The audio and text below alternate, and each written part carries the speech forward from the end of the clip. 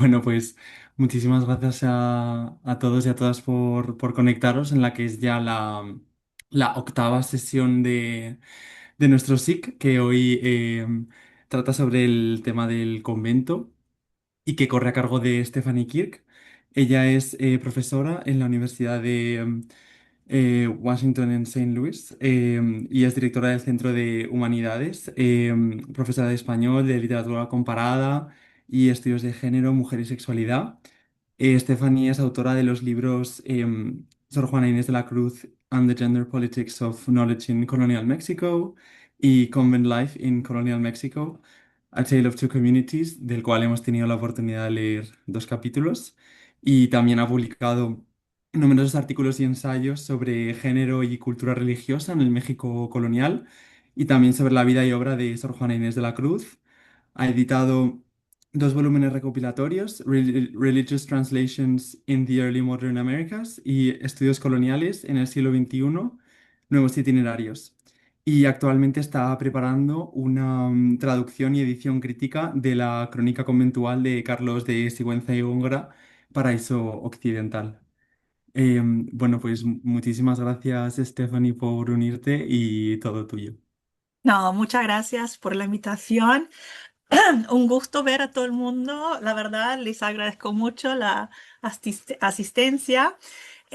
Como les dije a Juan Manuel y a Javier que voy a mostrar unas imágenes porque no sé si va a ser demasiado aburrido simplemente verme leyendo. Entonces voy a pasar unas imágenes, pero son cosas como para que vean contexto diferentes obras de arte para ilustrar algunos puntos. Pero bueno, empiezo y luego paso en un minuto las imágenes y después vuelvo a la pantalla. Em, los conventos eran complejas pequeñas ciudades de mujeres que operaban según sus propias reglas, pero que hasta cierto punto funcionaban como microcosmos de la sociedad colonial. Eran espacios de represión, pero también de agencia de subjetividad. Hoy obviamente no puedo abarcar todos sus aspectos porque son muchos y son complejos, así que me centraré principalmente en los conventos de monjas del siglo XVII, los principios del siglo XVIII en la Nueva España, ofreciendo algunas reflexiones sobre cómo podemos entender las cuestiones de género, poder y raza en estos espacios enclaustrados. Um, bueno, a ver, la religión, como señala Asunción Labrín, fue, y cito, uno de los vehículos más poderosos de difusión cultural española en el Nuevo Mundo, fin de cita. Impregnaba todos los aspectos de la sociedad y la cultura del México colonial y ocupaba un lugar central en su literatura. Aunque la Iglesia Católica buscaba implantar una fe ortodoxa y tridentina en las Américas, lejos de los conflictos y la violencia sectaria de Europa, no estaba preparada para las transformaciones que este nuevo entorno y sus fieles provocarían, forzosamente alterando su visión monolítica de la piedad. Los conventos femeninos formaban parte de esta transferencia cultural española y europea y representaban un gesto clave en el intento eclesiástico por integrar a México dentro de una cristiandad ortodoxa. Sin embargo, estas instituciones, símbolos durante siglos de la hegemonía cristiana blanca en Europa, experimentaron un proceso de transformación y adaptación. Este proceso incorporó elementos, como ya dije, de las culturas marginadas de la región indígenas africanas, desafiando el modelo vertical de dominación imperial promovido por España. En el caso de los conventos, solo las mujeres españolas y criollas pudieron profesar desde la fundación del primero en Nueva España. Y ahora voy a mostrar las imágenes. A ver. Em, Ok, ¿por qué? Espérense un segundo. Siempre hay un problema técnico. Aquí va. Este es el convento, es el primer convento fundado en México, que es la Concepción, 1541, apenas 2 décadas después de la conquista de México. Esta es la iglesia, el convento lamentablemente no existe, ahora no existe. Entonces, hasta la creación del Corpus Christi en 1724, el primer convento para mujeres indígenas, establecido casi 200 años más tarde. No obstante, mujeres de otras razas y etnias también estaban presentes en estos espacios como sirvientas y personas esclavizadas. Los roles de las mujeres estaban, sin embargo, supeditados a una serie de ideologías complejas y contradictorias. Su poder potencial era temido por las fuerzas patriarcales, las cuales intentaban al mismo tiempo circunscribirlo y limitarlo. Simbólicamente, las monjas y sus fragancias, es una palabra popular usada en el siglo XVII para describir a las monjas, habitan, según Sigüenza y Góngora, el escritor mexicano. A ver, es una monja coronada del siglo XVIII de la concepción del primer convento establecido. Perdón, que se me olvidó que había imágenes. Este es un cuadro que me fascina, que son todas las diferentes órdenes de monjas y que muestra el interés que había, ¿no? En los conventos. Esto es una imagen un poco más de todo el cuadro. Eso es el Corpus Christi, el primer convento para las mujeres indígenas, que ya no tampoco existe el convento, pero es en la iglesia. Y esto es lo que voy ahora. Según Sigüenza y Góngora, el escritor mexicano contemporáneo de Sor Juana, un hortus conclusus debe ser el convento. Y este cuadro de la época medieval me da un poco de cosa porque aquí vamos a la mujer y todos estos hombres mirando por la reja acá. Pero eso es lo que quería, un hortus conclusus, reflejando la función de los conventos novohispanos como lo último en espacios cerrados y las monjas como símbolos de pureza, tanto sexual como racial, y del triunfo de los valores españoles, eventualmente criollos, sobre el pecado del Nuevo Mundo. Por su barbaridad religiosa y étnica, este paraíso de Sigüenza y Góngora es de todos modos un espacio salvaje e ingobernable. Y como explica Margot Glantz, la función de las monjas clausuradas es la de ayudar en su transformación, y cito, domesticando el caos y cultivando un nuevo jardín. Fin de cita. Para la historiadora Jacqueline Holler, tantos los valores concretos como los simbólicos relacionados con la fundación y ubicación de los conventos daban testimonio de cómo, y cito, el encierro de las mujeres y su ingreso a la vida religiosa fueron un aspecto indispensable de la conversión de la Ciudad de México de una capital azteca a una capital española. Fin de cita. Junto con atestiguar el valor de la ascendencia europea y la riqueza de las nuevas ciudades, la presencia de los conventos y sus habitantes también servía como una forma de expiar los pecados de la población que los rodeaba. Las monjas lo hacían rezando por sus benefactores ricos y además actuando simbólicamente como chivos expiatorios, cuyos caracteres caritativos, humildes, en teoría, obedientes en teoría, castos y desinteresados, funcionaban como garantía para las vidas de quienes disfrutaban de placeres más mundanos. Entonces hay que ver la obsesión con el espacio cerrado en términos de terror al espectro de mestizaje y de mulataje. Así no podemos pasar por alto la superioridad racial inherente a la vida conventual, ni dejar de reconocer la imbricación de las monjas blancas en este sistema, ya que defendían activamente las estructuras disciplinarias y exclusivas que forjaban y reafirmaban las jerarquías raciales. Es además clave señalar que aunque las monjas novohispanas se encontraban obligadas a negociar las condiciones de una subyugación basadas en su género, seguían beneficiándose de su herencia europea dentro del sistema colonial. Este contexto colonial mexicano, derivado de la tradición cristiana occidental, heredó una compleja serie de ideologías y prejuicios de género desarrollados a lo largo de los siglos, desde los primeros años de la iglesia primitiva. La idea de un lugar de soledad aislado de la sociedad. Influyó en los deseos iniciales, estoy hablando como del siglos anteriores a la conquista en Europa. Influyó en los deseos iniciales de recluir a las mujeres religiosas durante los primeros siglos del cristianismo. El claustro, inicialmente adoptado con el propósito de proteger de invasores a las comunidades exclusivamente femeninas, evolucionó en la Edad Media hasta convertirse en un fin en sí mismo. El encierro se configuró entonces como una práctica basada en el género y cargada de prejuicios, destinada a proteger a la sociedad de la carnalidad femenina. Y esta imagen es una buena ilustración de cómo funcionaba. Y al mismo tiempo a proteger a las mujeres de voluntad débil para que no comprometan su propia virtud. La palabra convento proviene del latín conventus, que significa reunión o asamblea, derivado del verbo convenire, venir juntos. En el mundo occidental, el término pasó a designar las comunidades religiosas donde convivían monjes o monjas bajo una regla común.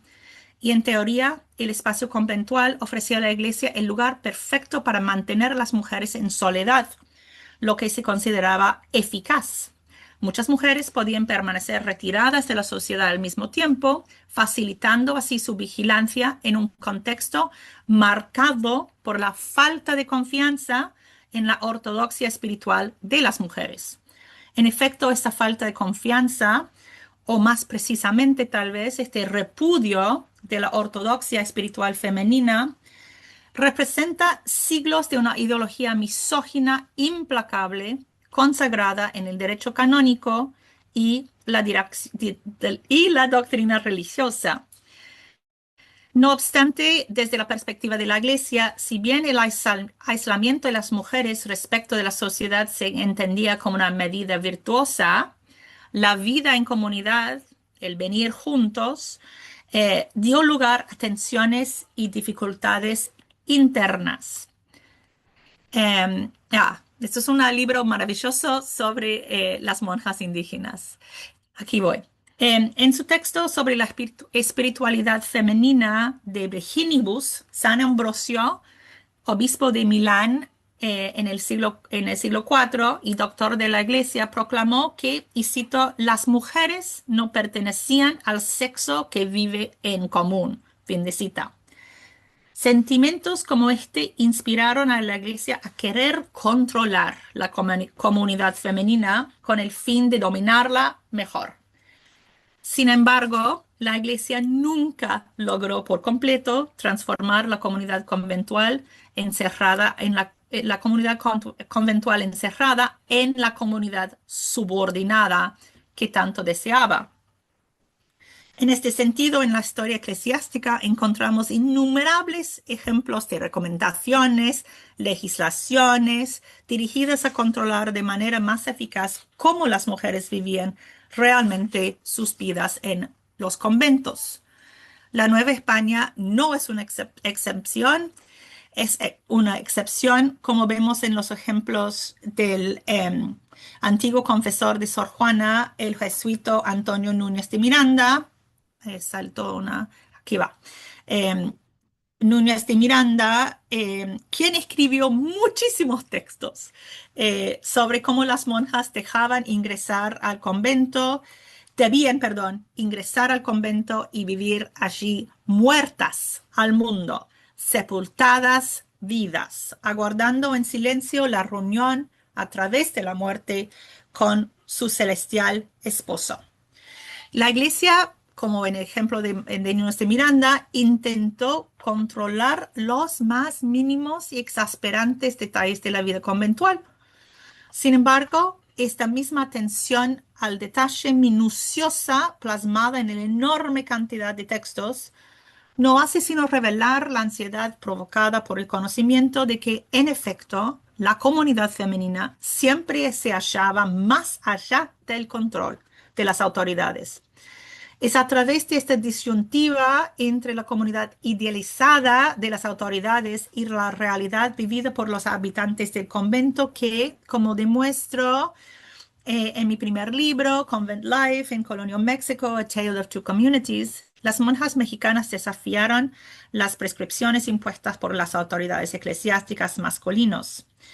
Al examinar estos actos de subversión, podemos dilucidar mejor la condición de las religiosas, exponiendo al mismo tiempo las debilidades y ansiedades de una estructura de poder eclesiástica considerada monolítica y totalizante. En el libro habla de varios casos, ¿no? La mayoría de los archivos en que por las alianzas o actuando en común, las monjas lograron desafiar estos controles políticos, románticos, ¿no? Y literarios, ¿no? El confesor es otra vez San Núñez de Miranda. En el caso de Nueva España, al igual que en otras regiones del Imperio Español, los confesores ejercían quizás el mayor control sobre los conventos, aunque había todo un sistema eclesiástico, pero el confesor tenía la dirección eh, a- y espiritual de monjas de manera individual, pero también a través, mantenían control por estos manuales de conducta que funcionaban un poco como un panóptico textual y discursivo destinado a vigilar, como dije antes, cada gesto. La centralidad del confesionario se había afinazado aún más tras el Concilio de Trento y representaba el eje del poder de la Iglesia, extendiéndose a todos los aspectos de la vida, incluso a los pensamientos más íntimos. Por ejemplo, el confesor tenía la autoridad para decidir si las experiencias o visiones místicas provenían de Dios o eran engaños del demonio, y su juicio podía tener consecuencias graves para aquellas consideradas heterodoxas.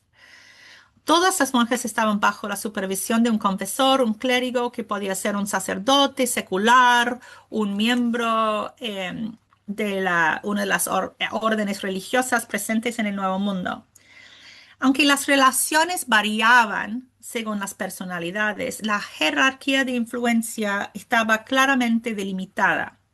Kathleen Myers describe esta relación en términos de una, y cito, triada mística, fin de cita, en la cual monja, confesor y Dios estaban unidos.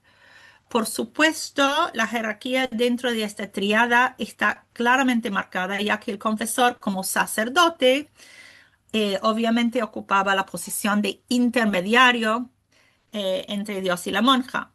Sin embargo, Myers sostiene que esta jerarquía podía invertirse en ciertos momentos, puesto que se consideraba que la monja, por su humildad, estaba mejor equiparada para experimentar a Dios de manera íntima.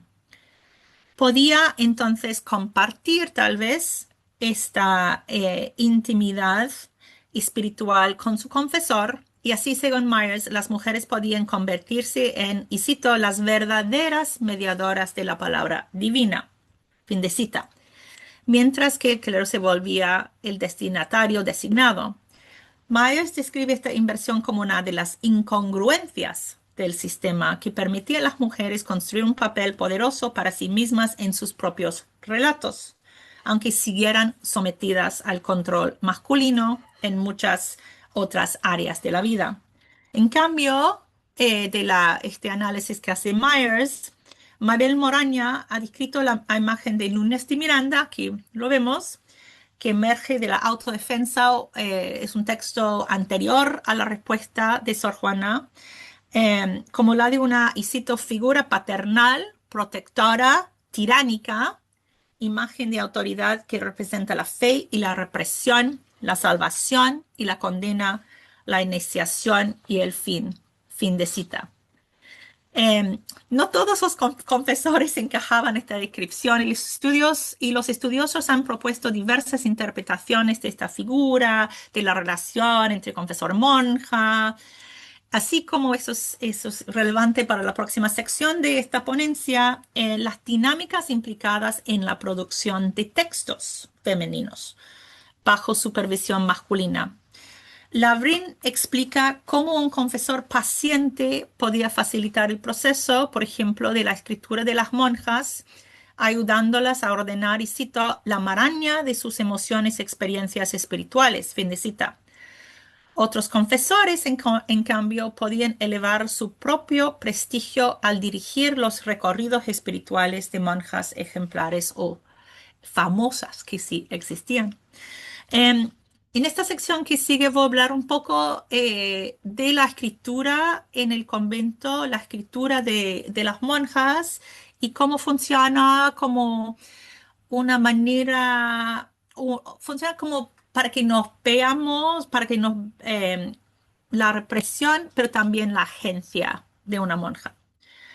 Mientras existía un control tanto discursivo como real dentro de los espacios conventuales, es importante reconocer que aunque los conventos estaban lejos de ser utopías feministas o femeninas, más bien, ofrecían oportunidades para que las mujeres se alejaran del control patriarcal de distintas maneras. A través de documentos de archivo y con menor frecuencia de textos impresos, como casi únicamente es el caso de Sor Juana, en los escritos femeninos se percibe una tensión constante entre las normas impuestas por las autoridades eclesiásticas y las realidades vividas en la práctica. Así me dirijo a esto en ese el primer libro. La escritura conventual, por un lado, afirmaba los valores patriarcales, pero al mismo tiempo funcionaba como un vehículo que nos permite vislumbrar la agencia femenina. Es importante, y ahora estoy hablando un poco más generalmente de la escritura de mujeres, no solo monjas. Es importante reconocer que las barreras para la escritura de las mujeres en el mundo occidental de la temprana modernidad eran elevadas, cuando no insuperables, y las autoras se enfrentaban a una misoginia profundamente arraigada que consideraba a las mujeres incapaces de realizar actividad intelectual o literaria. Además, una compleja red discursiva operaba para excluir a las mujeres de la producción intelectual. Un elemento central de esta red asociaba al acto de publicar o hacer circular obras escritas por mujeres con una visibilidad pública considerada impropia e inapropiada. La circulación pública de tales textos amenazaban con confundir una mente pública con un cuerpo privado y, como observa Marina Browne, constituía, y cito, una amenaza para la naturaleza integral de la mujer tal como había sido construida durante siglos. Fin de cita. En el caso de las monjas, poseedoras del cuerpo femenino más estrictamente resguardado, estas restricciones se intensificaban aún más, aún más. Y otro elemento muy fuerte en esta red discursiva contra la mujer escritora era la insistencia en disminuir las aptitudes intelectuales. La vida o la autobiografía espiritual, hablando de la escritura de monjas, fue el género literario más significativo y frecuente asociado con la escritura de las monjas. Kathleen Myers, de nuevo, define la vida como, y cito, el informe escrito formal de la historia de vida, fin de cita, de una monja, y que era parte de un proceso ritualizado que comenzaba con una confesión oral de la vida de la mujer a su confesor, inspirada a su vez por algún tipo de acontecimiento espiritual significativo o tal vez punto de inflexión, o en circunstancias más excepcionales, un periodo prolongado de actividad visionaria. Pero la vida no podía emprenderse sin la autorización y solicitud del confesor, y por ello los pocos manuscritos autógrafos originales eh, de monjas que se conservan suelen manifestar una cualidad epistolar, incorporar fórmulas de dirección y referencias directas al confesor que lo encargó.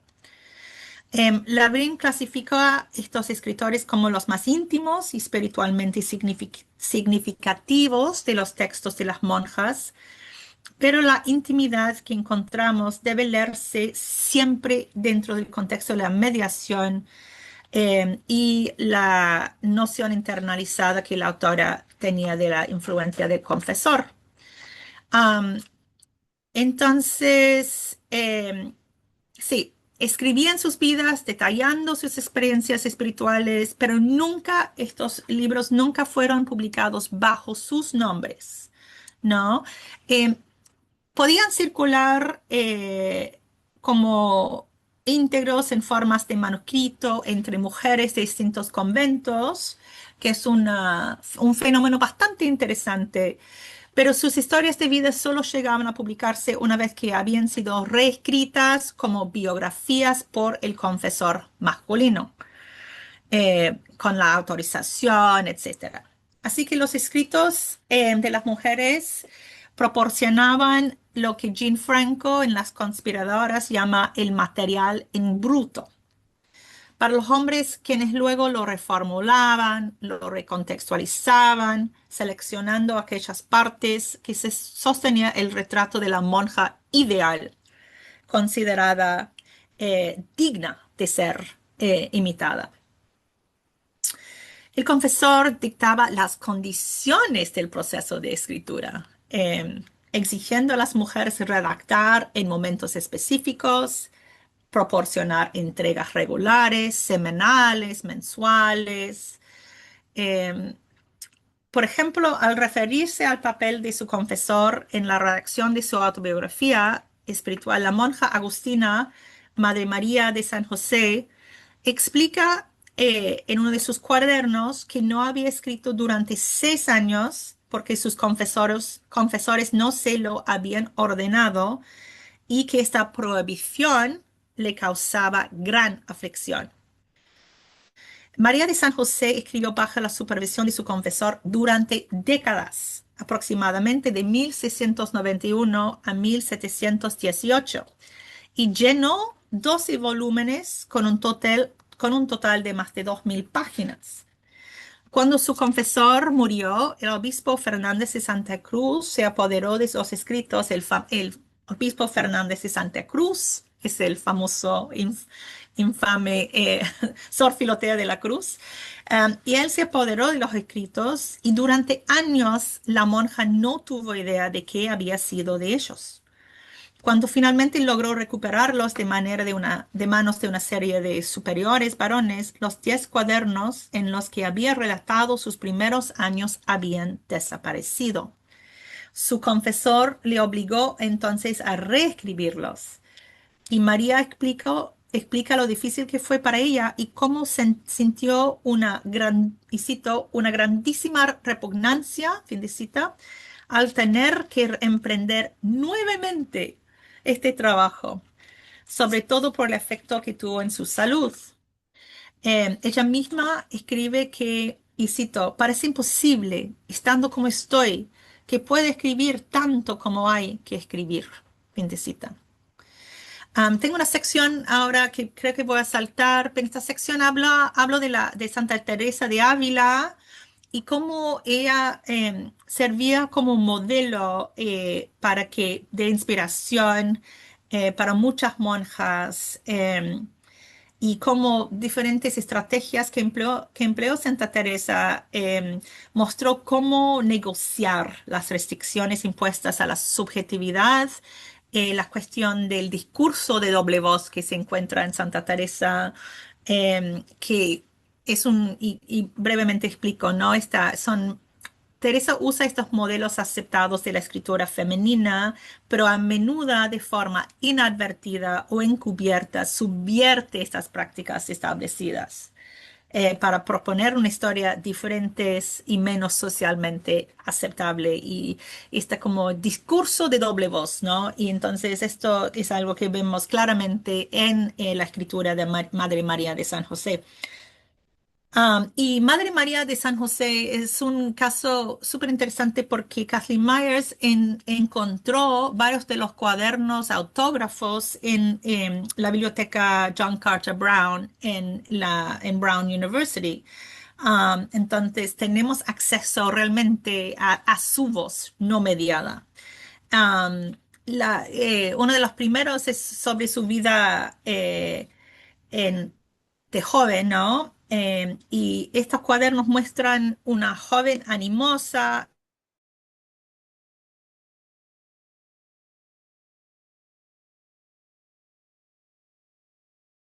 autoridad que pudiera guiarla.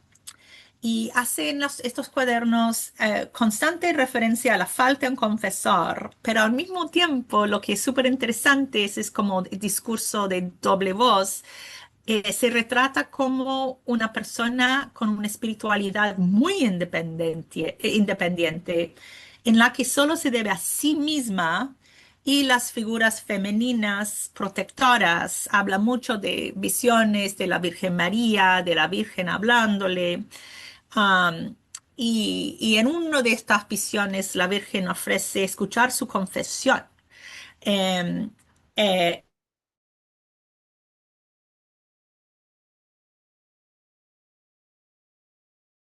una vida de espiritualidad tan intensa y singular sin la guía de un confesor, porque la singularidad espiritual es, según los confesores, algo que tienen que guiar con el apoyo masculino. Lo que es súper interesante de la investigación de Kathleen Myers es ella ha realizado un estudio comparativo entre los cuadernos de María y la versión reescrita por su confesor, llegando a conclusiones notables. En el caso de María, el biógrafo Sebastián de Santander y Torres conserva los relatos de incidentes sobrenaturales como la de la Virgen, pero edita cuidadosamente sus críticas a las figuras de autoridad, como a Sor Filotea, el obispo de Puebla. Y el biógrafo, según Myers, también niega la notable feminidad de la monja y en su lugar la presenta como una mujer singular, poseída de un corazón varonil, ¿no?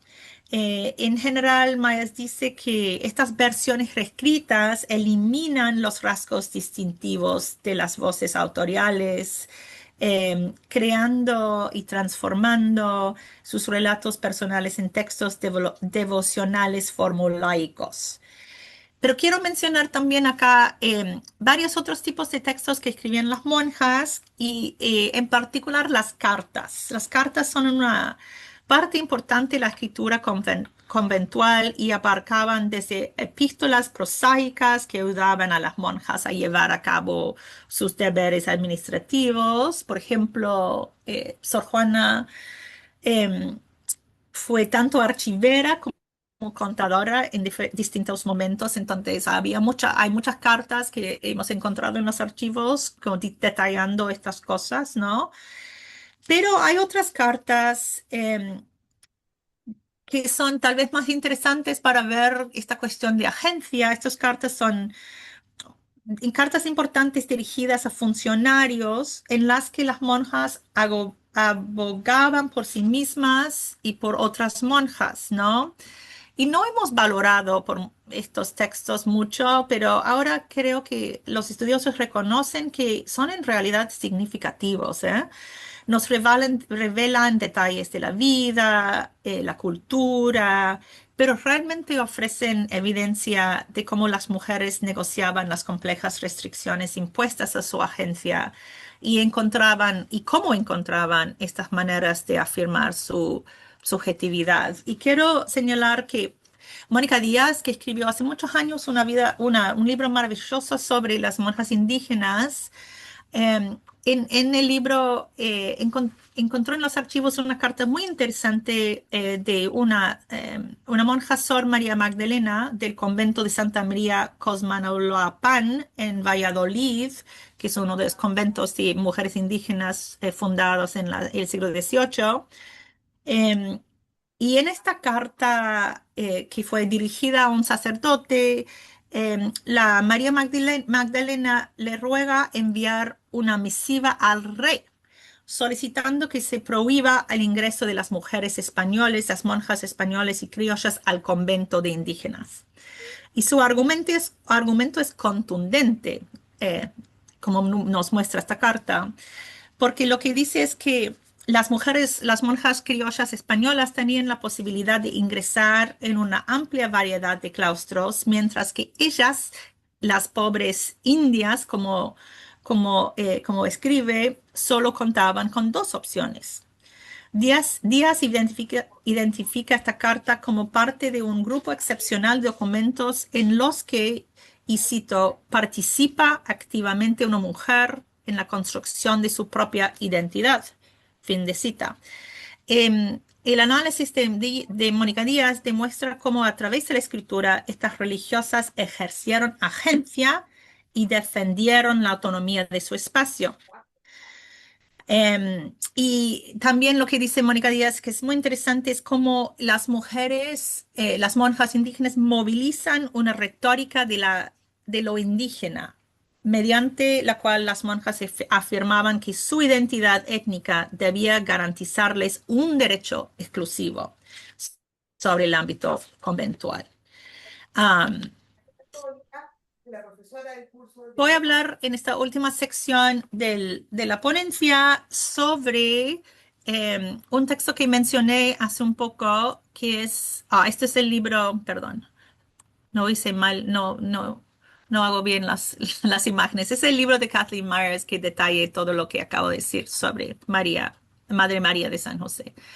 Voy a hablar en esta última sección de la ponencia sobre un libro que estoy traduciendo muy lentamente, que es un libro escrito por Carlos Sigüenza y Góngora, el contemporáneo de Sor Juana, y se llama Paraíso Occidental. Y Paraíso Occidental fue publicado en 1684. Es una crónica que conmemora el primer centenario del convento de Jesús María, ese es Jesús María, fundado en 1580 para las descendientes criollas empobrecidas de los conquistadores.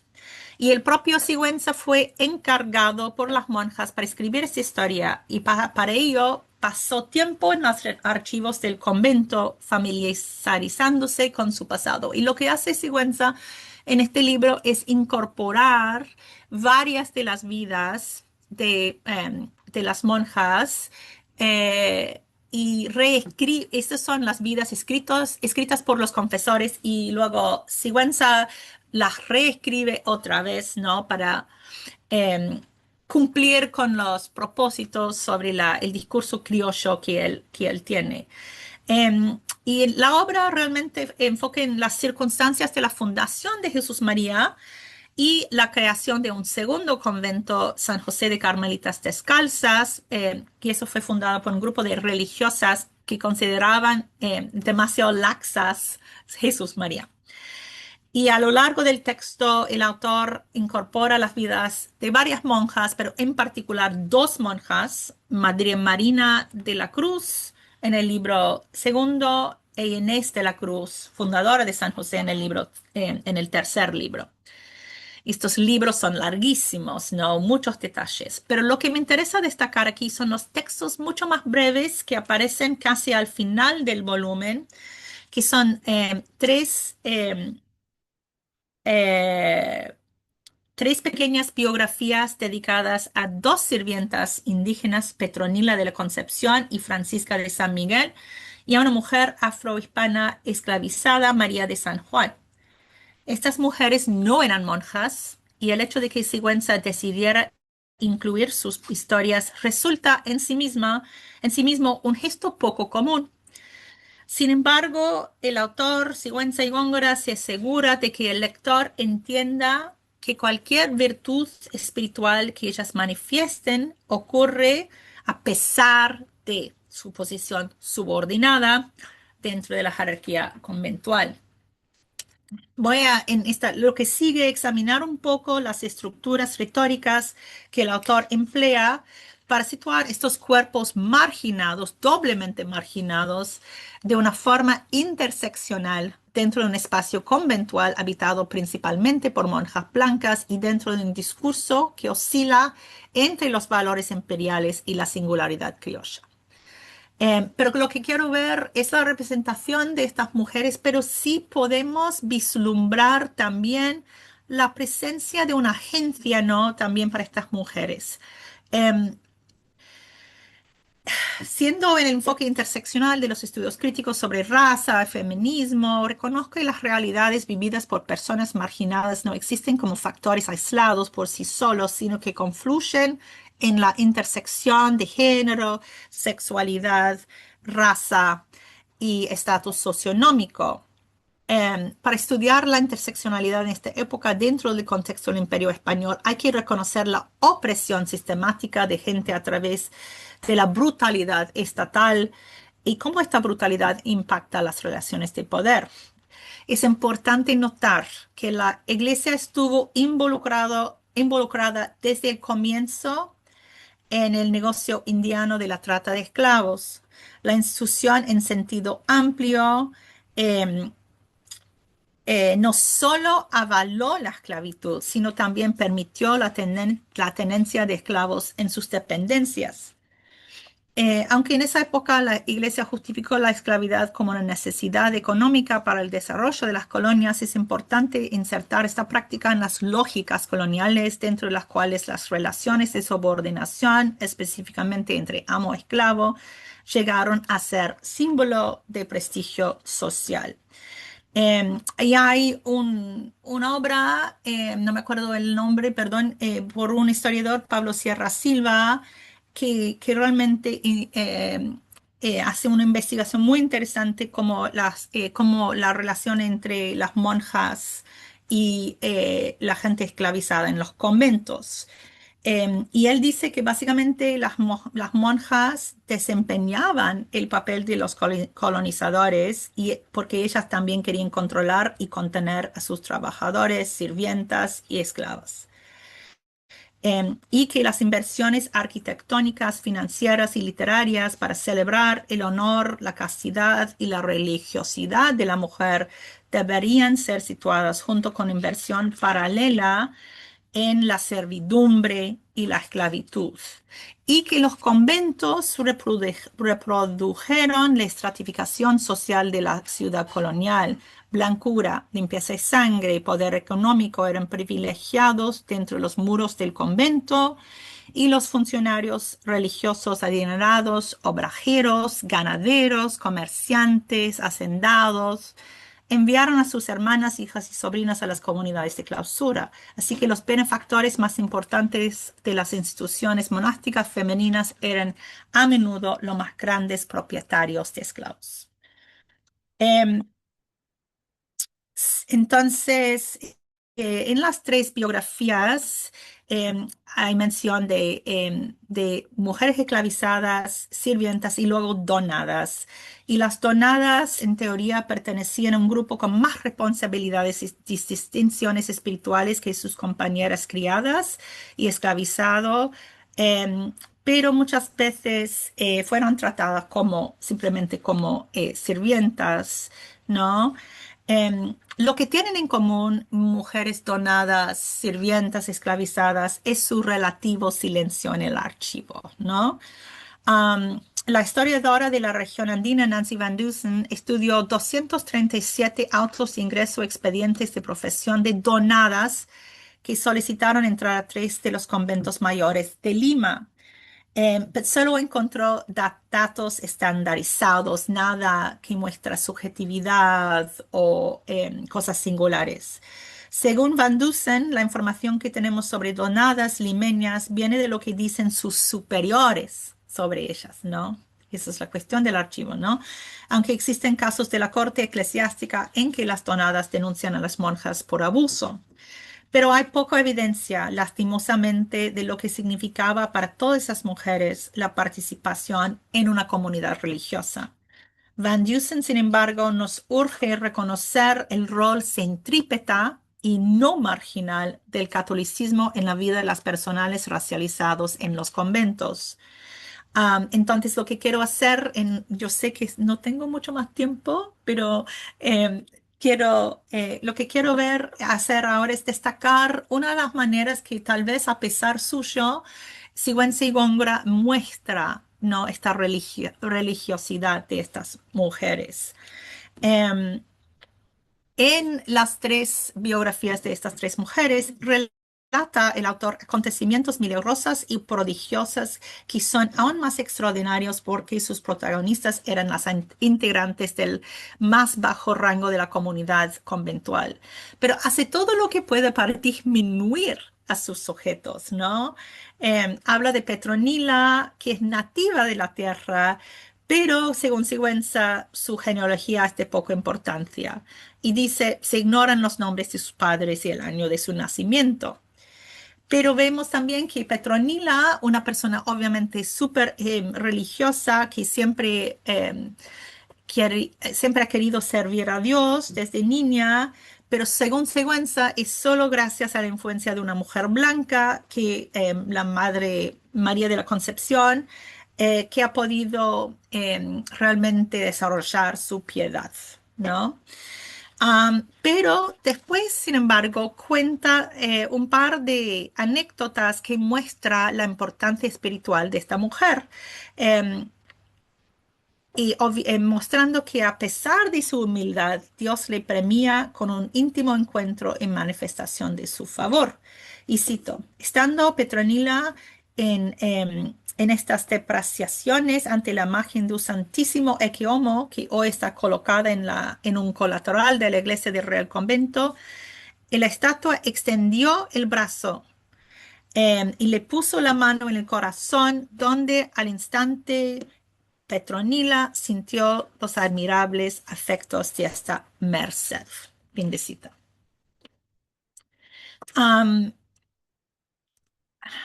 Voy a saltar esta parte sobre Petronila.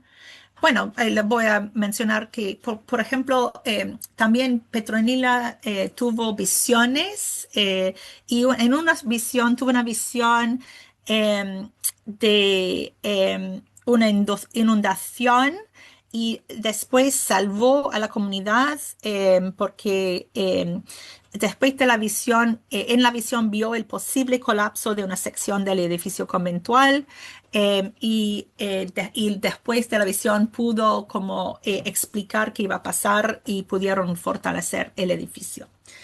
Um, en las últimas dos mujeres de las biografías de Sigüenza, ni siquiera les da un capítulo entero, tienen que compartir un capítulo y dice, y cito, para que sea una sola la digresión, me parece muy conveniente el ponerlas juntas, ¿no? Y eso es en contraste con las extensión enorme de los volúmenes dedicados a las monjas blancas. Francisca San Miguel, otra de las mujeres indígenas, era muy mortificadora, muy ayunadora, pero ella también tuvo el don de la profecía y tuvo una visión de unos terribles acontecimientos del motín de 1624 en que la mayoría de la gente sublevada pertenecía a los grupos de castas. Em, Creo que participaron más o menos unos 30.000 personas en el motín, provocando el persistente temor de la minoría blanca, de la toma de poder de parte de la mayoría sometida por su régimen colonial.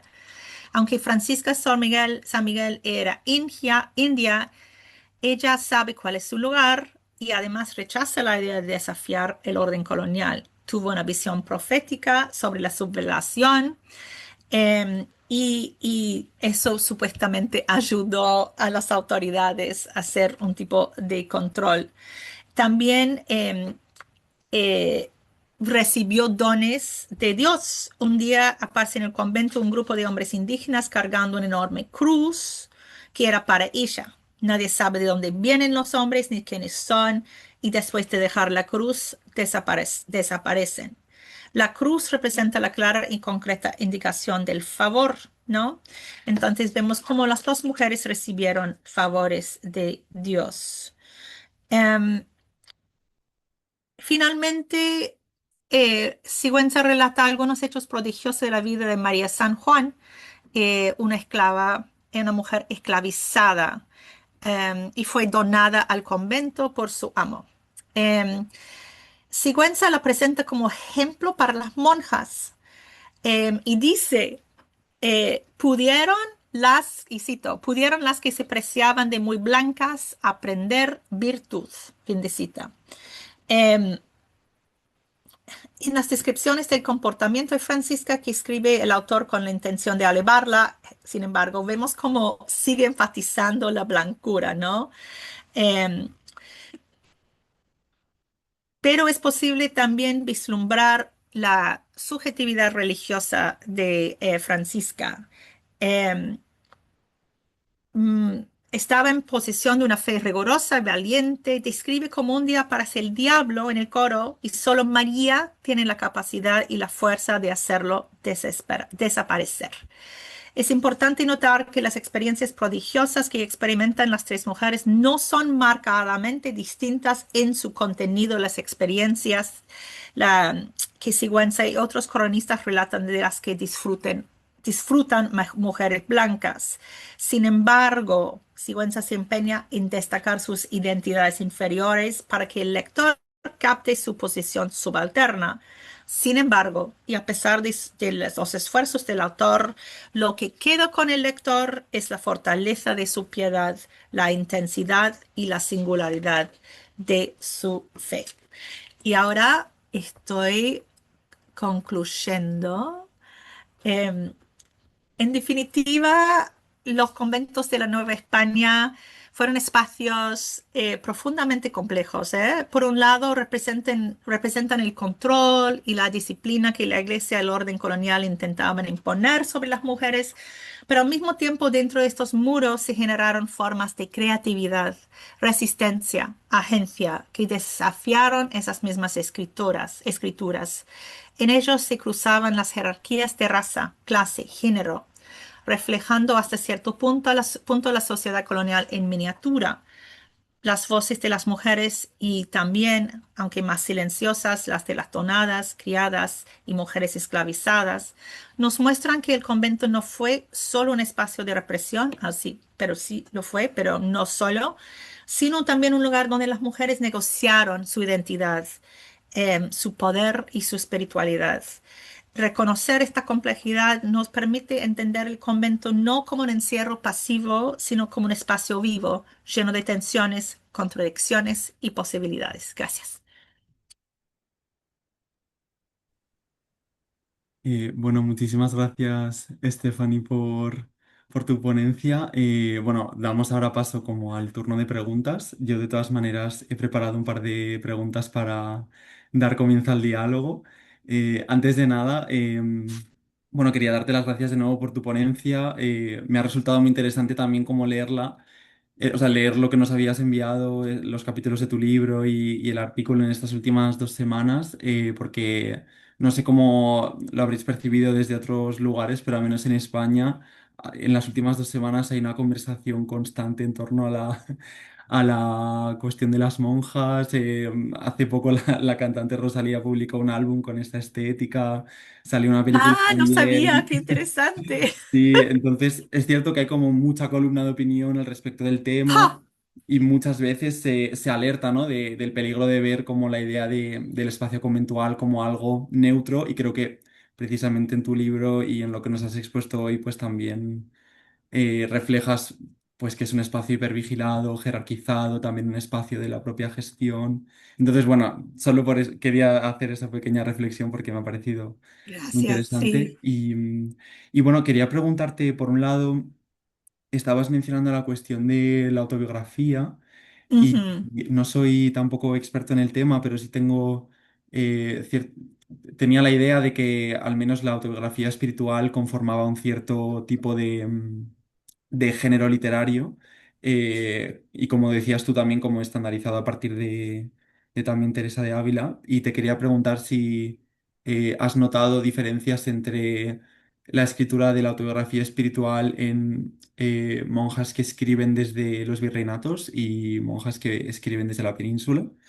Y bueno, por otro lado, has mencionado también como esta idea de las relaciones entre conventos me ha parecido fascinante esta circulación manuscrita de las Sí. autobiografías, ¿no? Entonces, bueno, muy brevemente te quería preguntar también un poco pues, sobre esa transmisión, si sabes cómo se producía esa lectura de autobiografías. Ujú. Y bueno, eso es todo. Muchas gracias. Sí, no, no, de nada. Mira, las diferencias principales tienen que ver con el locus de enunciación, ¿cierto? ¿No? Que el Nuevo Mundo, entre comillas, ¿no? Produjo una serie de diferencias demográficas, ¿no? Que realmente entran en estas vidas tan codificadas, ¿no? Pero como muy a pesar suyo, creo que es un poco como la idea de la piedad ortodoxa que la iglesia quiso imponer, pero que no pudieron controlar estos elementos americanos, ¿no? Entrar en los textos. Por ejemplo, el primer cuaderno de María de San José, los toques locales son fascinantes, ¿no?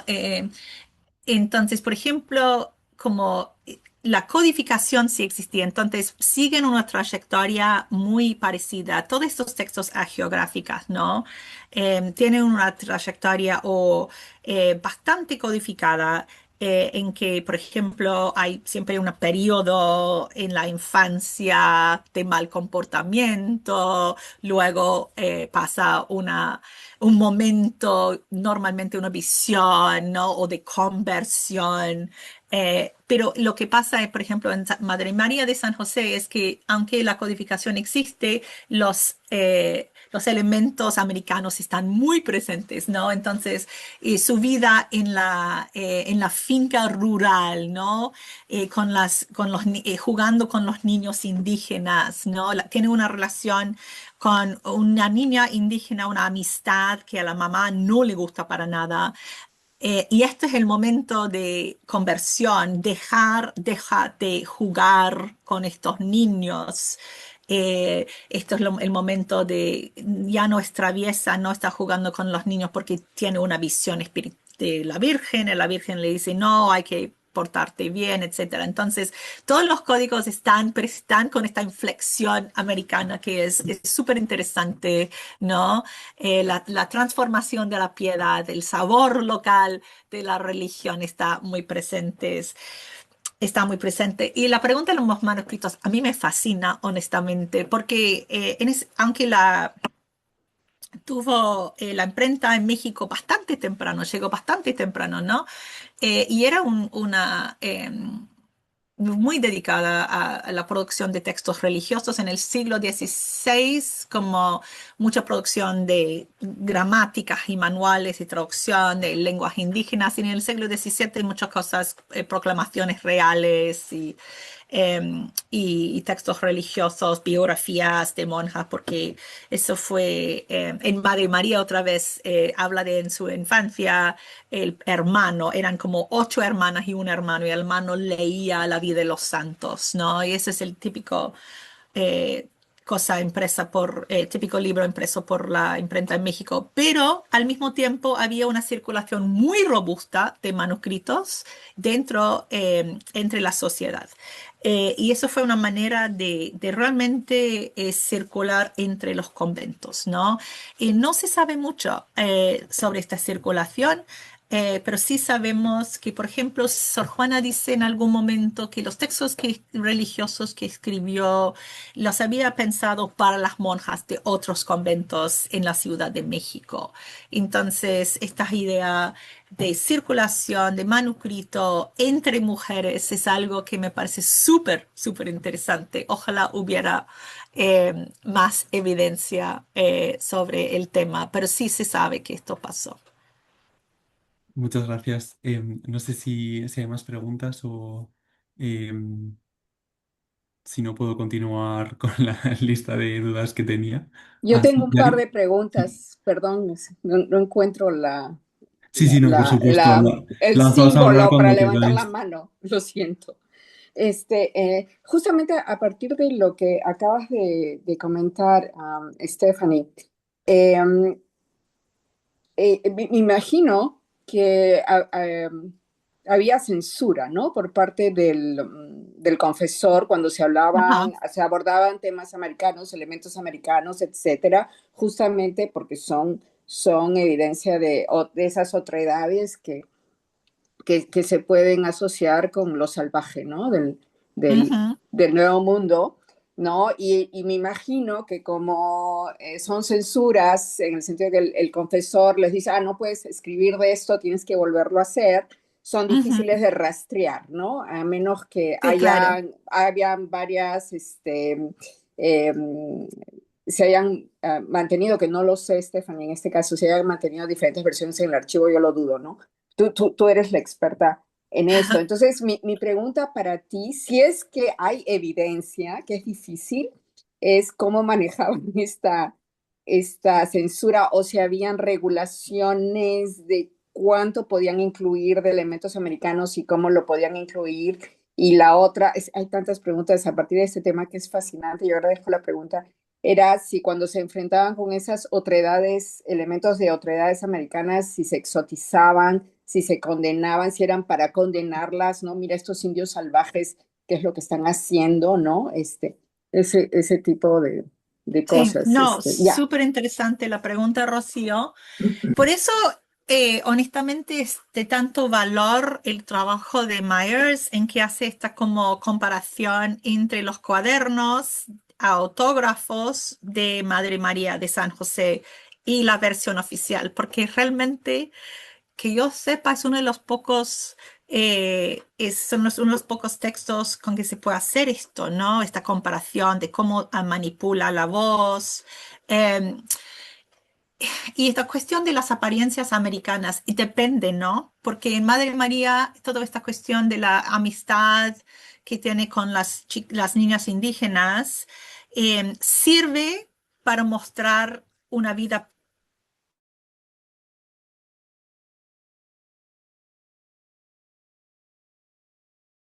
Pues cuando tuvo su momento de conversión, eso fue lo que dejó a un lado, ¿no? Que dejó estas amistades inapropiadas, ¿no? Entonces, y muchas veces la información americana funciona como un tipo de escarmiento, ¿no? Como mucha Madre María otra vez, pero no es la única. Muchas veces las visiones que tienen del diablo, el diablo es un hombre afro, casi siempre, y hablan de lo oscuro, de lo negro, que es como un espectro de violencia y de miedo, ¿no? Y estos cómo aparecen, ¿no? Estas menciones de lo americano. No sé si contesto tu pregunta, pero eso sí, lo que hay estos elementos pues, sí realmente funcionan como para mostrar el peligro. Muchas gracias, Stephanie. Es súper Claro interesante que el sí. tema.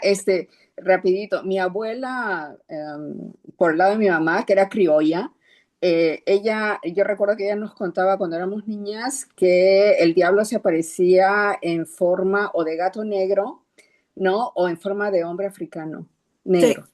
sí, Mi abuela, sí. siglo XX, ¿ah? Siglo XX. Ok, Sí, qué gracias. horror. Gracias. Bueno, tenemos también preguntas por aquí. Creo que Beatriz alzó primero la mano virtual. Sí, la mano virtual. Bueno, muchas gracias, Stephanie. Muy súper interesante tu exposición. Y bueno, me surgieron varias preguntas, pero voy a tratar de ser muy concisa. La primera es este tema de este control, ¿no? Ejercido sobre las monjas, pero al mismo tiempo, digo, indudable, ¿no? Pero al mismo tiempo pensaba, inclusive está en la imagen que proyectaste de la monja en ese suerte de jardín, ¿no? Pero Ajá.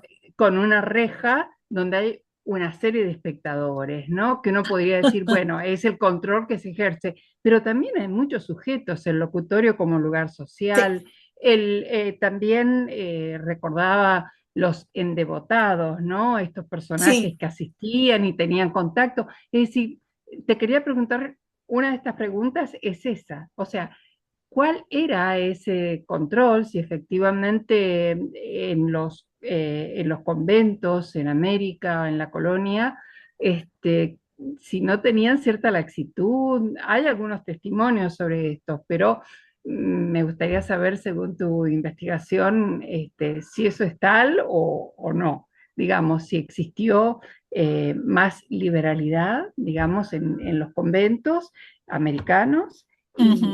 y cómo se podrían explicar estos fenómenos que salen de la ortodoxia, porque que una monja tenga contacto a través de la reja en el locutorio con personas que la vienen a no solo Sor Juana, ¿no? Sino, bueno, hay muchos Ah, no, testimonios, total. recordaba justamente Úrsula Suárez cuando habla de los endevotados en Chile, ¿no? Sí, Bueno, esa exactamente. es una pregunta. Y la otra viene también por el lado de la censura o de la comparación entre manuscritos y versión definitiva de los textos, donde, bueno, efectivamente, como dijiste, bueno, no necesariamente tenemos ni la versión publicada ni la versión manuscrita, y aun cuando conservan los manuscritos no sabemos hasta qué punto están intervenidos, ¿no? Porque pueden haber sido reescritos, no lo sabemos, ¿no? Es muy dudoso esto, pero es súper apasionante esto de que se hayan encontrado estos en Brown de María de San Ujú, José. Ahora bien, mi pregunta es, si no nos hubiesen llegado, porque justamente estos textos publicados, por ejemplo, con posterioridad, como los de la Madre Josefa, que no se publicaron inmediatamente, sino con posterioridad, este, dan muchas pistas justamente de las infracciones en los conventos, ¿no? ujú, Demasiadas. Entonces, ¿cómo funcionaría, no? Porque digo, cuando hay censura también hay autocensura, ¿no? Porque lo que nos ujú, permite llegar a esta reacción o resistencia de la voz de las monjas es que nos enteramos de estas anécdotas, ¿no? Y entonces no se ejercía una autocensura cuando dicen cosas bastante fuertes, ¿no? Sorprendentes a veces, ¿no? Ella se preocupa mucho por la ortodoxia de los sueños, de las ujú, visiones, pero no se preocupan muchas veces por la ortodoxia de sus propias anécdotas ujú, cotidianas, donde aparecen elementos inquietantes, ¿no? ujú. Respecto a sus conductas, a sus pasiones, a sus emociones, etcétera. Bueno, básicamente es eso, Sí. lo que No, quería qué interesante. preguntarte. No, muchas gracias, Beatriz, qué preguntas tan interesantes. Em, el- la cuestión de los devotos, ¿no? De monjas, que Octavio Paz tiene una sección en las trampas de la fe en que hace una comparación con la gente que eran los devotos de monjas como gente como interesados en las tenistas, que es una comparación muy, muy interesante. Como siglo XX, la gente que perseguía a las jugadores de tenis son muy parecidas a los que estaban devocionando a las monjas. No sé si es la mejor comparación, pero sí existían esta gente y tienen mucho que ver, ¿no?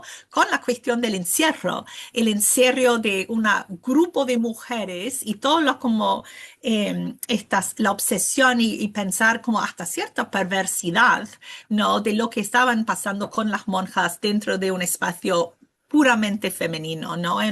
Toda una ocasión sexual asociada con la figura de la monja en la época. Y en el libro, en mi libro Convent Life, hago referencia a un poema que encontraron en uno de los archivos de la Inquisición,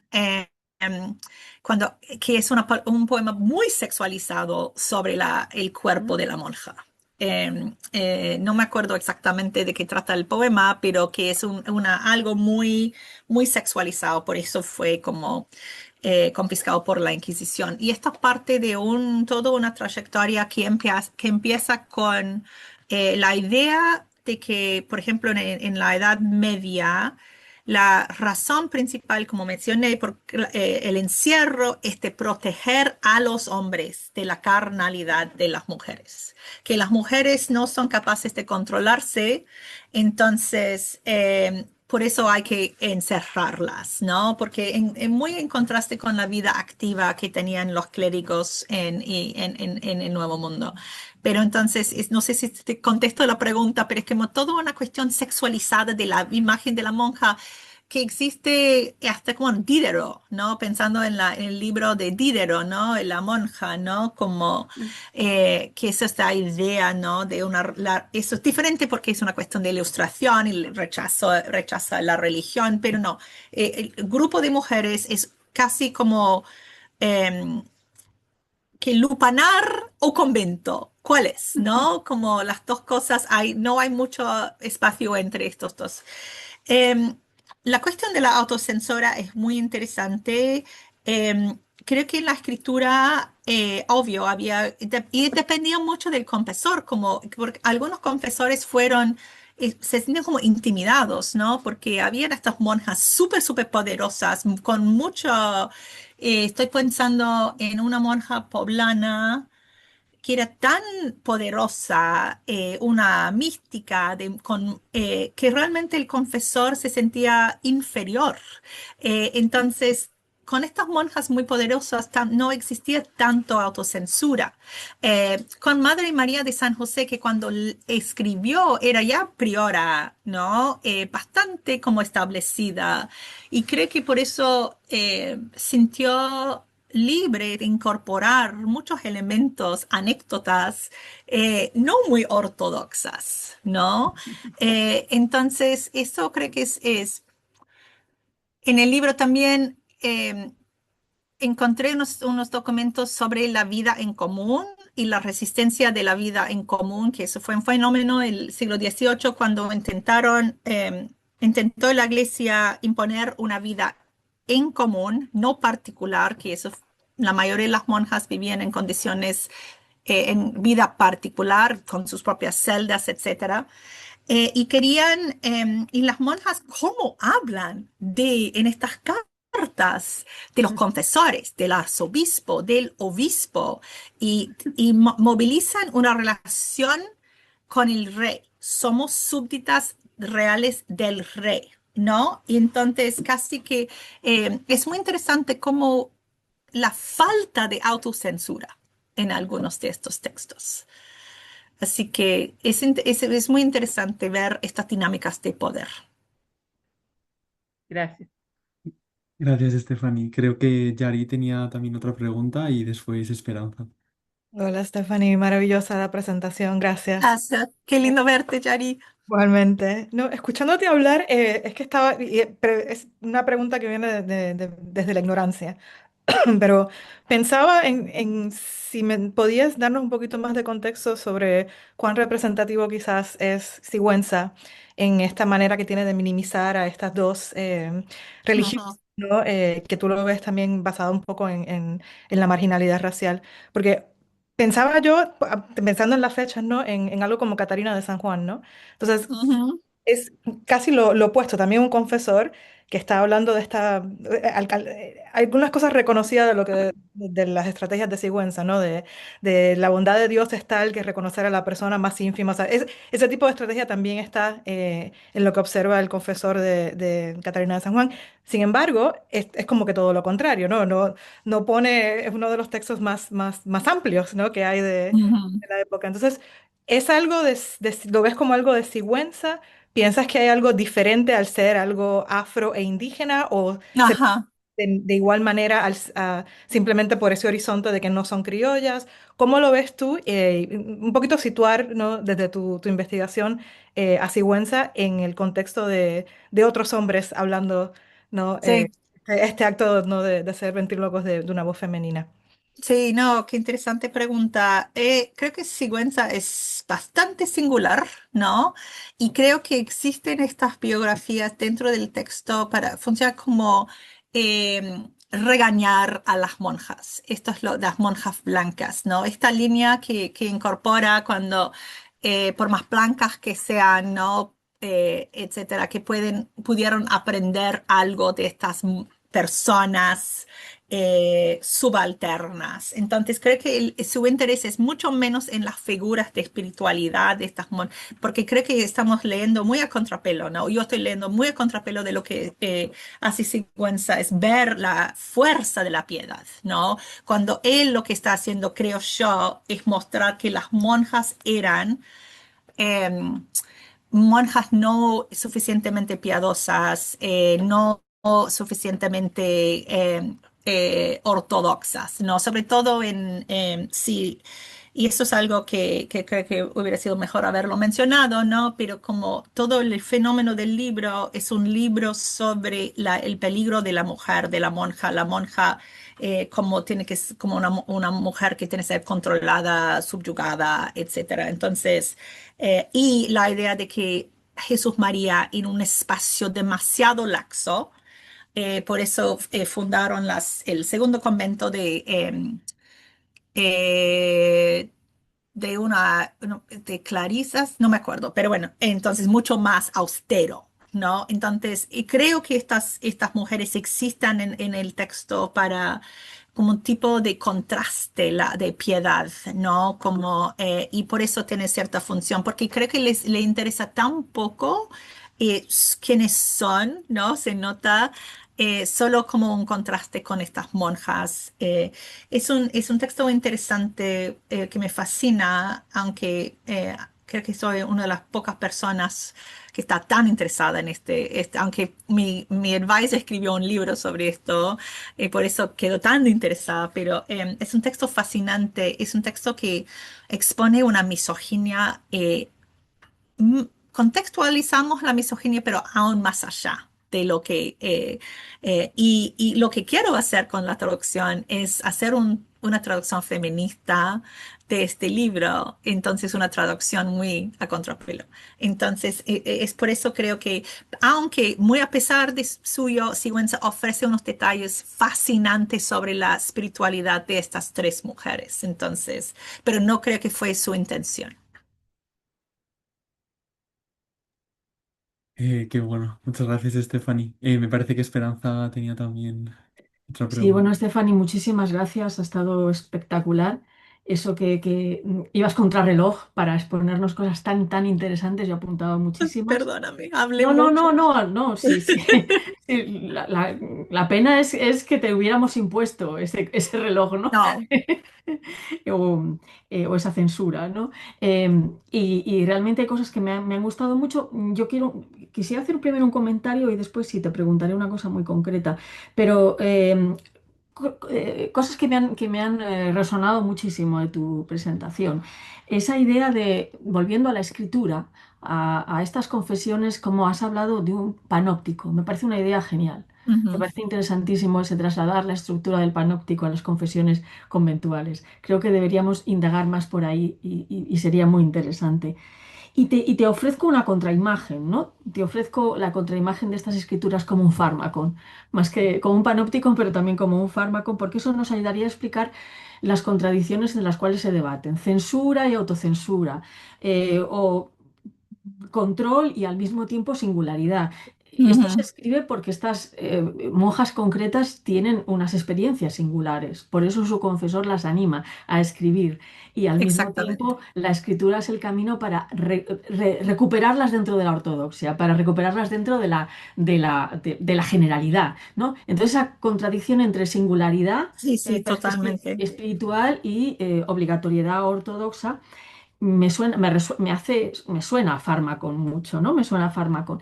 Y me parece, y en el problema que supongo que además muchas compartimos, y estoy pensando en la conversación de Loreley el lunes sobre voces subalternas, la cuestión es cómo descubrir esos rasgos subalternos en estas escrituras tan mediadas. ¿No podría ser esa contradicción del fármaco una de las marcas de esa condición de reescritura?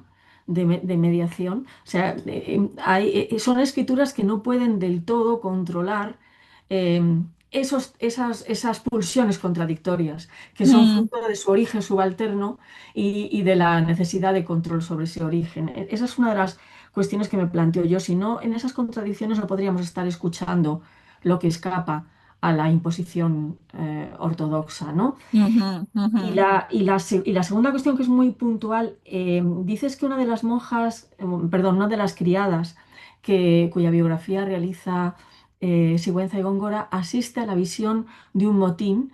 ¿Es el motín que después recoge o vive en primera persona Sigüenza y Góngora o es otro No, motín? eso No, fue uno mucho anterior. es que no Eh, pillé bien. Sí, ya, perdona, Sí, sí. en 1634, pero hubo Ah, varios a lo largo del ya, siglo. Pero claro. es muy interesante que lo menciona, ya que escribe mucho más tarde sobre otro motín muy Sobre similar. todo, Sí, claro, y sí, escribe también con un texto absolutamente contradictorio, ¿no? totalmente, sí, Donde establece, incorpora esa idea de las lentes verdes, ¿no? De cómo todo se relativiza y al final el escritor, desde una posición absolutamente moderna, acaba.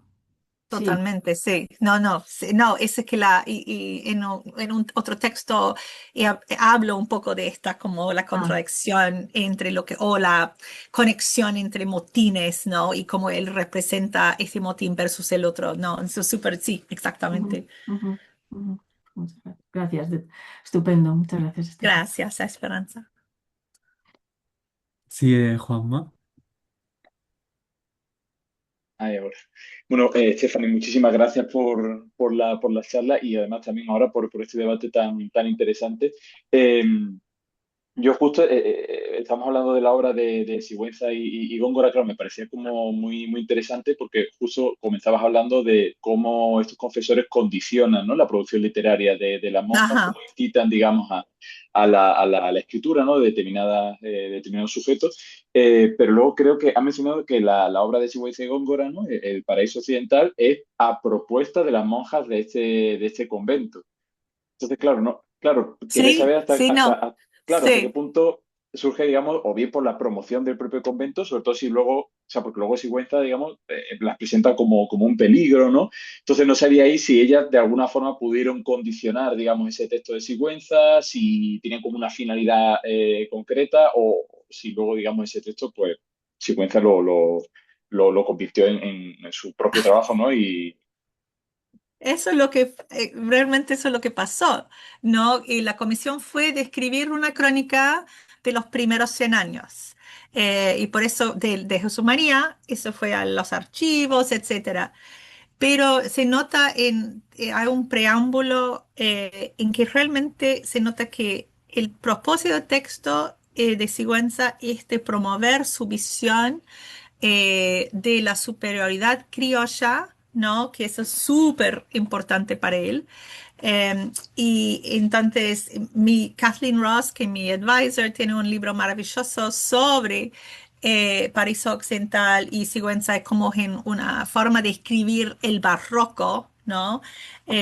Pero también habla del criollo y ella hace un estudio muy, muy bonito de cómo usa las vidas escritas por otros hombres, ¿no? Como entonces un filtro, doble filtro, ¿no? De estos textos para cumplir con los propósitos de lo que a él le interesa. Habla mucho en el texto que eso es un libro para mujeres, ¿no? Que es un libro sobre mujeres para mujeres. Pero con eso significa que es un libro muy para situar a las mujeres como ignorantes, como poco ortodoxas. Pero también eso es una crónica de los primeros años después de la conquista, ¿no? Pero cómo habla de establecer el convento, ¿no? Todos los trámites transatlánticos, ¿no? Pero la idea de que este es el nuevo paraíso, este es el paraíso donde puede florecer la espiritualidad criolla mucho más ortodoxa que Europa. Y entonces las mujeres son herramientas para él. eh, pero que sí, sí, eso es un texto súper interesante que definitivamente puedo imaginar que no es lo que había pensado las monjas de Jesús María cuando pidieron, le pagaron por escribirlo. Para nada. Y eso es lo que por eso es tan fascinante, porque realmente ofrece para mí es como esta idea de la sociedad colonial con todos los problemas y la cuestión criolla, discurso criollo, ¿no? Como juntos, ¿no? Súper, súper interesante, pero sin nada que ver con lo que las monjas habían querido, me imagino. Muchísimas gracias. Me Es- parece que Lorelei había levantado la mano, creo. No sé si es Ay, así. sí, aquí. Perdón que no soy muy buena con las reactions, toco lo que no debo, entonces prefiero. Muchísimas gracias, Stephanie, No, me de nada. encantó tu presentación. Te quiero hacer una consulta, pero realmente desde el no saber, pero que me quedó ahí dando vueltas. Eh, Cuando hablaste de Sigüenza y Góngora y de este texto tan fascinante, vos hablabas de cómo incorporaba varias vidas de monjas y las reescribía, las Sí, cuales a su vez habían sido reescritas por sus sí, respectivos totalmente, sí. autores.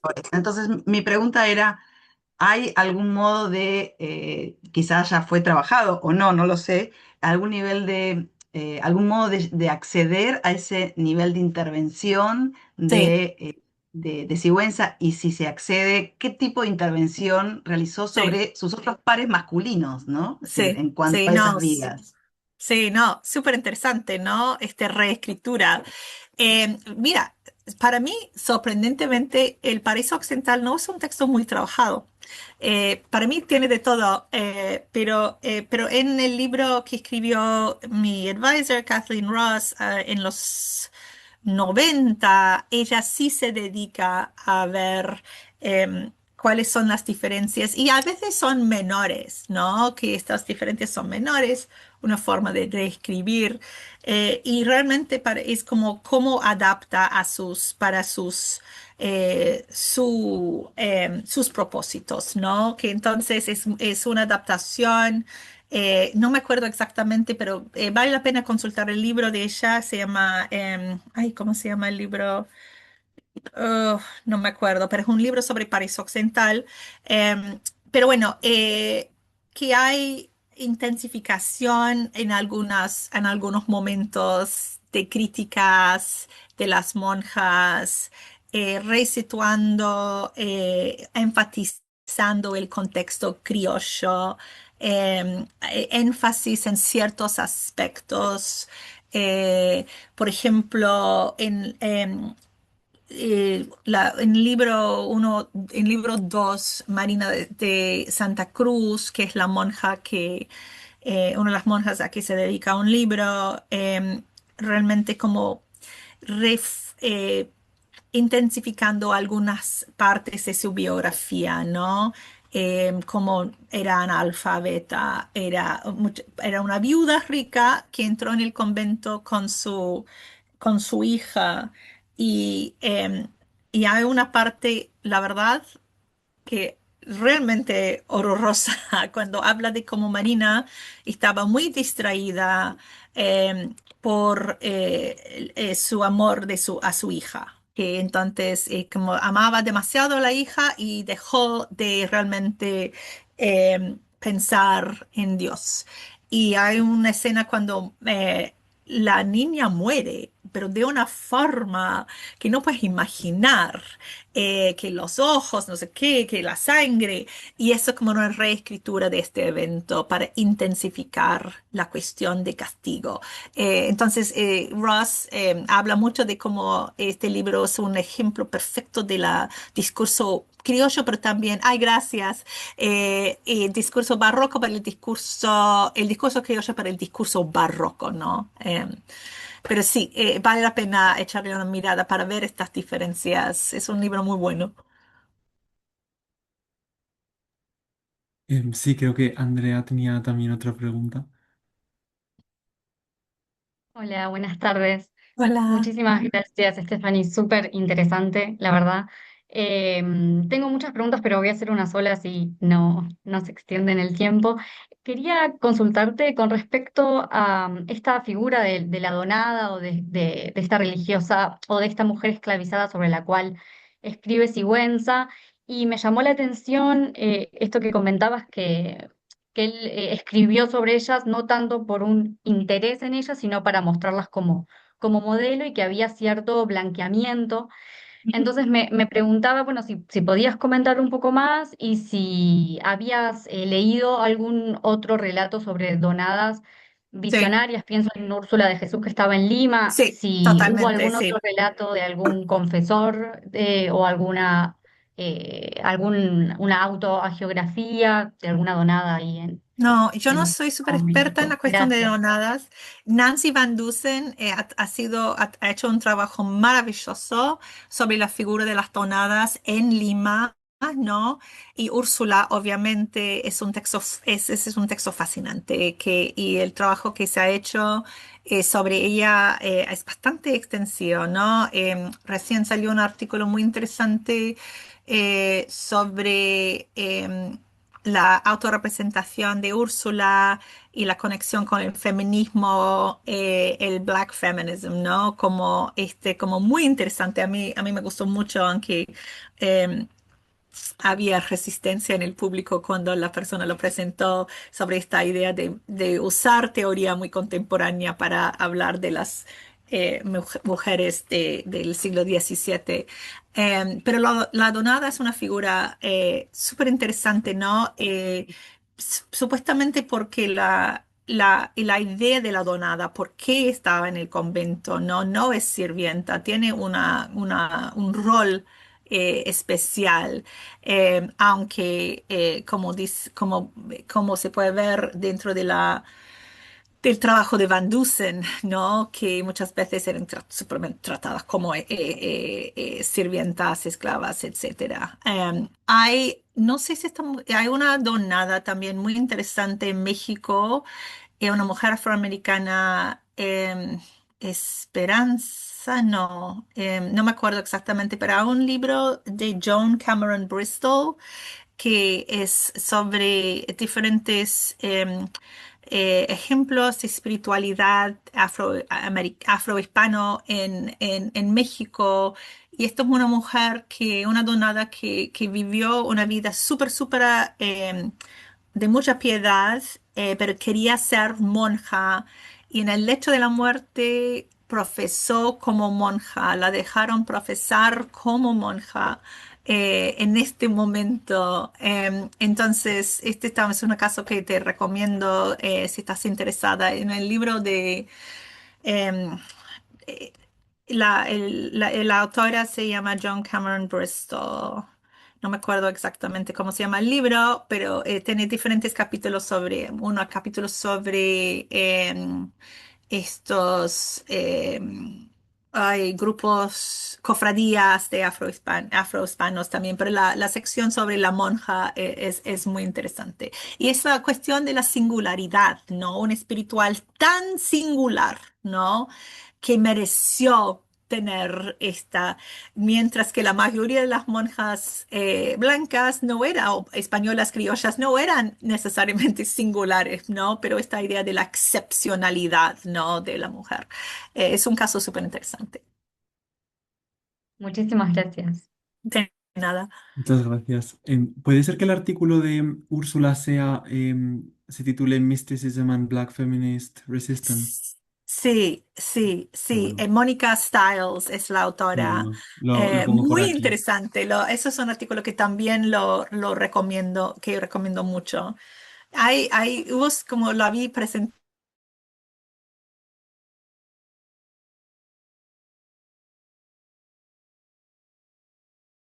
de resistencia. Gracias por poner todos estos, porque yo me acuerdo de nada, cómo se llama el título de eso, pero gracias por poner todo esto en el chat. Gracias.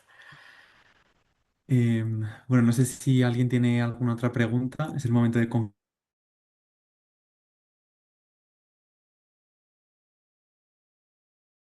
Comentarios. Ha sido una experiencia súper agradable, la verdad. Muchísimas gracias a ti, Stephanie. Ha sido fantástico. Creo que nos vamos todos con muchísimas ideas. Así que, bueno, en principio, si no hay ninguna otra duda, lo vamos No, a dejar aquí. simplemente decir que nos has abierto boca y que yo quiero hacer un seminario de escrituras virreinales sobre conventos y te tendremos aquí Totalmente. como guía, como madre abadesa, si no te importa. para- Perfecto. ¿Te